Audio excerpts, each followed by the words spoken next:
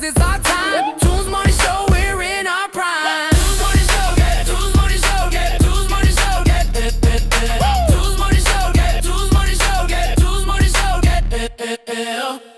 Let me tell you something. I am tired. Tired of watching this government play games with people's survival, because that's what this is. A game. A cruel, cold-hearted political game being played with people's plates. So here we go again. Another week, another round of foolishness from the Trump administration. This time refusing to release billions in emergency funds that could literally keep food on the table for tens of millions of Americans. Yes, you heard that right. There's money sitting in an emergency fund for emergencies, but somehow feeding families when folks are running out of food doesn't qualify. A judge had to step in just so people could eat. Thank God for Judge Indira Talwani in Boston, because at least somebody in power still remembers what compassion looks like. She said straight up, Congress put money in an emergency fund for an emergency. How is this not an emergency when people are hungry? Exactly, Judge. Make it make sense. You've got 42 million Americans relying on SNAP just to make it through the month. Mothers, veterans, seniors, kids, people who already stretch every penny. And now you want to hold their food hostage because y'all can't get your political act together? Meanwhile, let's talk about where the money is going. They found $300 million to keep the WIC program running for pregnant women and babies. Which, okay, that's good. But you're telling me you can shift money around for optics and headlines, yet not for food stamps? So, let's be clear. This isn't about what's possible. It's about what's prioritized. They can find billions for wars, weapons, and tax breaks, but when it's time to feed the poor, suddenly the country's broke. Miss me with that nonsense. The judge said it plain, and she's right. Judge Talwani hit the nail on the head. What Congress was trying to do, she said, was protect the American people. And she's right. Because what kind of nation just lets its people starve while it argues about paperwork? You mean to tell me that in 2025, with all our technology, all our wealth, all our greatness, we still can't guarantee food for people who work 2 and 3 jobs and still don't make enough to feed their kids? That's not incompetence. That's cruelty. We're not talking about politics. We're talking about people. I've seen what happens when those SNAP benefits don't come through.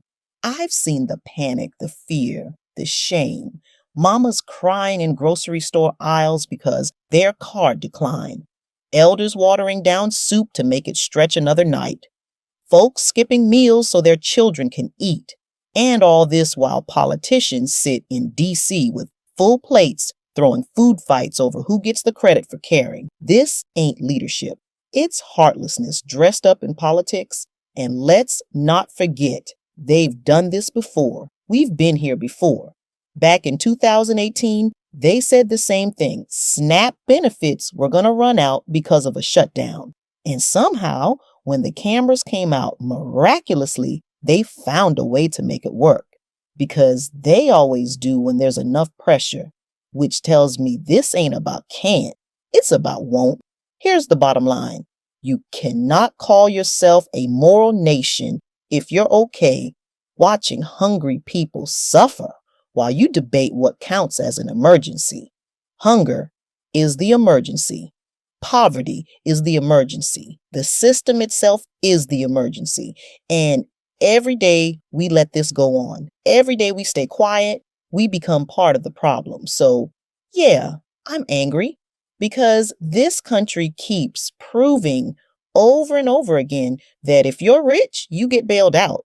But if you're poor, you get blamed. And I don't know about you, but I'm done sitting silent while they pretend our hunger is up for discussion. It's time to remind them, you can't starve people to make a point. Same script, different year. When companies cut DEI, we're always the first to go. Now here we go again. CBS, One of the biggest names in media just laid off a bunch of folks, and guess who got shown the door first? The black and brown folks, the women, the ones who actually make that newsroom look like the real world. A young brother named Trey Sherman got up on TikTok telling the truth the way our elders taught us to. He said every single producer who got laid off from his team was a person of color, and every single one who got to stay was white. You don't need a corporate HR statement to see what that is. That's racism dressed up in restructuring. Trey worked on CBS Evening News Plus, one of the shows that got axed after this new so-called anti-woke editor-in-chief took over. Let that sink in. They hired someone who proudly calls themselves anti-woke. Then suddenly, the race and culture team, the folks telling our stories, gets wiped clean. And it's not just him. CBS is reorganizing under this new Paramount Skydance merger. And guess what that means? 2,000 people cut loose, and the people who look like us are the first names off the payroll. They say it's fiscal, but let's not play dumb. We've seen this movie too many times. Whenever budgets get tight, they don't touch the golf memberships, the corporate jets, or the folks making 7 figures to nod on Zoom calls. No, they cut diversity, they cut the culture, they cut the truth tellers. And now word is, even Gayle King might be leaving CBS when her contract ends. Gayle, the woman who's been holding it down since 2011, who gave us some of the most powerful interviews of the last decade, Breonna Taylor's family, R. Kelly's meltdown, the moments that made the world listen. If she's expendable, what does that say for everyone else trying to make a difference behind the scenes? Let's call it what it is. Media companies love to parade DEI around when it looks good on paper. They'll plaster our faces on posters, talk about equity and inclusion, and hold panel discussions during Black History Month. But the minute the economy dips, suddenly diversity becomes optional. I'm 53 years old. I've lived long enough to know that when folks say, we're going in a new direction, that direction rarely includes us. They think we'll stay quiet. They think we'll swallow it and move on. But let me tell you something. Black people built this country's storytelling. We've been the heartbeat of American culture since the beginning, and no amount of layoffs, mergers, or anti-woke nonsense is going to erase that. To the Treys of the world, keep speaking out. To Gayle and every Black woman holding it down in those boardrooms, those studios, those newsrooms, don't you dare shrink. Because every time they try to silence us, we rise up louder. Lord, they done made numbers the word of the year. Now, I've seen some foolishness in my day, but this right here, this takes the cake, the frosting, and the Tupperware too. Dictionary.com. The same folks supposed to be protecting the English language. Done decided that the word of the year for 2025 ain't even a word. It's 6-7. Yes, baby, 2 numbers, not a phrase, not slang, not even a sound. Just 6-7. They say it represents social trends and global events. Really. So, the world is burning, the rent's too high, groceries cost a kidney, and y'all's linguistic takeaway is 67. Lord, help us.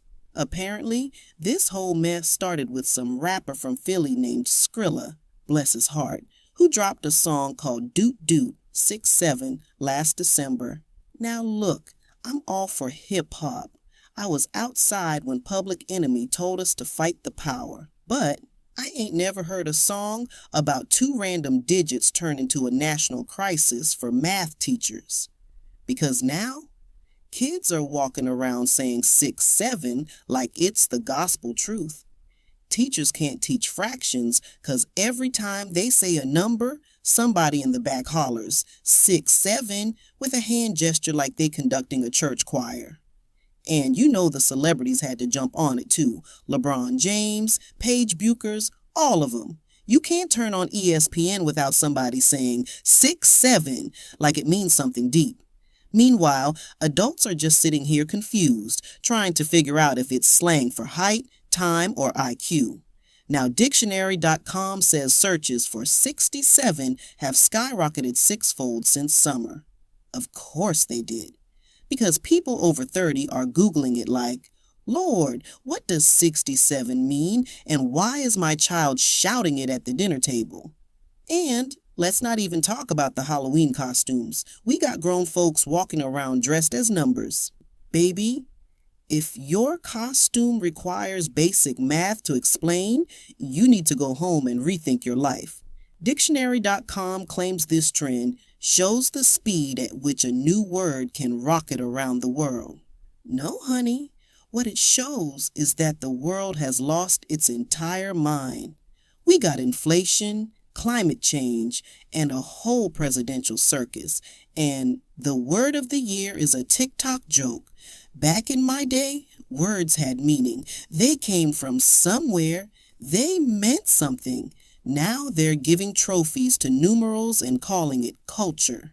So, yeah, I'm fed up.